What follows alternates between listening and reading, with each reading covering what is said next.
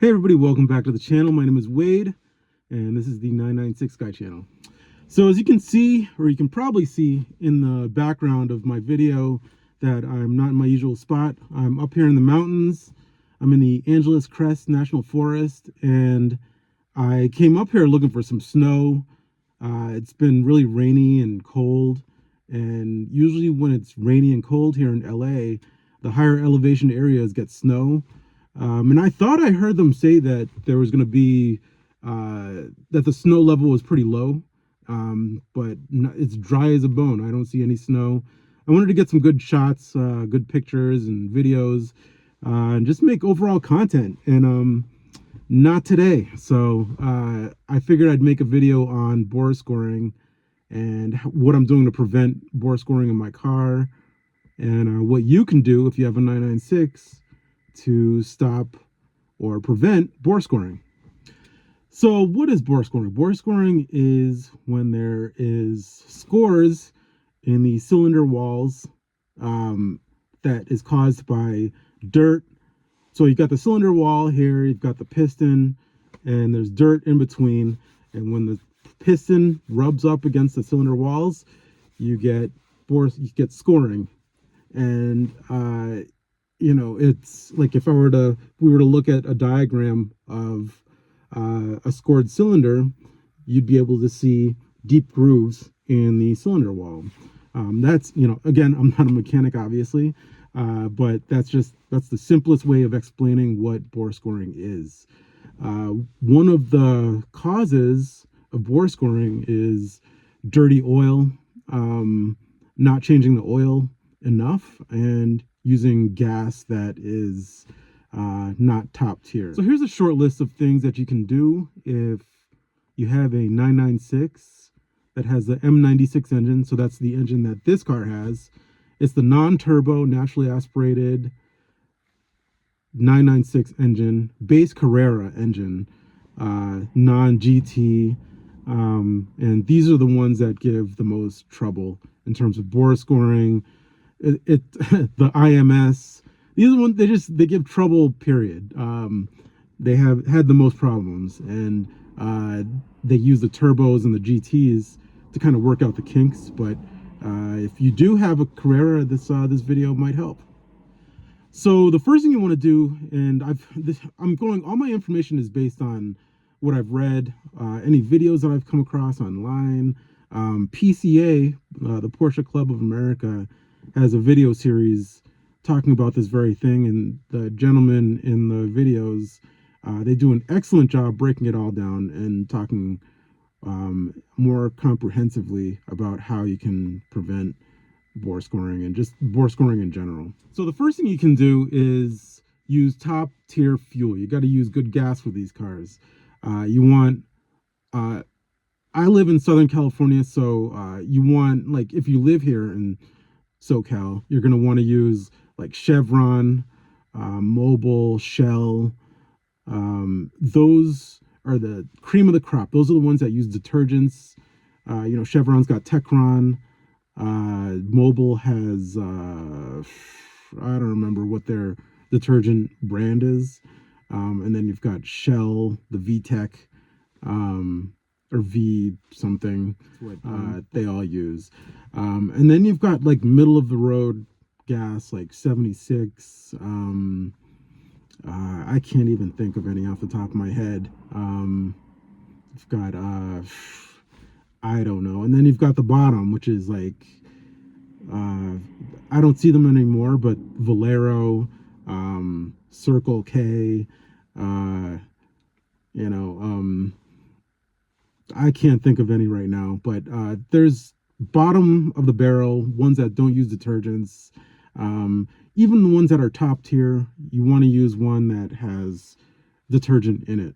The reason you want to do that is because you want to keep the spray on the fuel injectors as clean as possible, so it sprays evenly throughout the cylinders, and the car can burn gas more efficiently. And you just want to keep it clean, keep those cylinders clean. That's the name of the game with the bore scoring, or how to prevent bore scoring. Now, the second thing you want to do is make sure that you are changing the oil religiously, religiously. Like if you, okay, so let me back up. You want to make sure that you are changing the oil at least 5,000 miles or under. I get mine changed at around 5,000, but if I did have any kind of bore scoring, if there was anything going on with the cylinder walls, I would change the interval to probably 3,500, 3,000 to 3,500, because you want to have clean oil and you want to get as much lubrication in that cylinder as possible. You want to make sure that you're preventing any kind of preventing any further damage to those cylinder walls. So that's number two. Get that oil changed. Pay attention. Don't ignore it. Don't listen to those mechanics or the dealer that says, your car can go 10,000 miles without an oil change. Even with my other car, I have a BMW. I try and change the oil every 4,000 miles. Their intervals are like 8 to 10,000 miles. I don't, I've never felt comfortable doing that. The third thing is you want to drive these cars. You don't let these cars sit. My mechanic was even saying, he believes that, because of the way that the engine is laid out, it's a flat six, just letting these cars sit can cause a lot of problems. And he was telling me that he's seen bore scoring in even some of the newer generations. There's, of course, the 996, then the 997, the first generation, has been known to have bore scoring. And then he said even 991s, he's seen those come in with bad bore scoring. And, I think that it's a lot of it has to do with people not taking care of these cars, letting them sit, turning them into museum pieces when they're really meant to be driven. And that kind of takes me into the next thing, I guess number 4. Not only do you want to drive these cars, but you want to drive them long and hard. I think some of the cars that have reached like I said, some of the cars that have reached, I think there's a guy that talks about his almost million-mile 996. I think it's a 996 turbo on YouTube. I don't know his name, but he had long commutes. Like, he was commuting hundreds of miles, and he did that for years. And my theory is that the longer you drive these cars, basically if you treat them like touring cars and you go on long trips and you keep up with everything else, like the oil changes and just the overall maintenance of the car, these cars will last for a really long time, and you won't have to do a partial rebuild or a full rebuild on these engines. A lot of people let these cars sit. A lot of cars will also be, somebody will beat their car up, and then they'll end up selling it without any kind of oil change. A lot of people don't care. They just want to keep the car for 6 months and then move on to something else. And that's when you can kind of run into trouble because the car is not being cared for, and it's not being driven like it should. There's another guy online, the 996 Road Trip. I believe his name is Brock. His car's got, I think, 250,000 miles, and it's still running strong. He beats the crap out of that car. When I say that, I mean he's off-roading, he's going on long trips, and that's what these cars are meant for. If you're doing short trips to the grocery store, if you're, going to pick your kids up or whatever, and not really warming up the engine in these cars, then you're gonna run into trouble down the road. And then that actually kind of brings me to my next point, which is letting these cars warm up. Proper warm-up procedures are very important for the 996s. They like to be warm, actually hot, before you start driving them hard. I learned that a long time ago. Even the 80s and 90s 911s. I don't know how I knew, but I knew that you want to warm up those cars before you start ripping into them. The engine's got to be really hot. There shouldn't be any cold spots in the engine, and everything should be nice and even before you really get moving. So the main thing is to warm the car up to operating temperatures, get ahead of any kind of repairs, make sure you maintain the car properly, oil changes regularly, and enjoy the car how it's meant to be enjoyed. Drive it like it's supposed to be driven.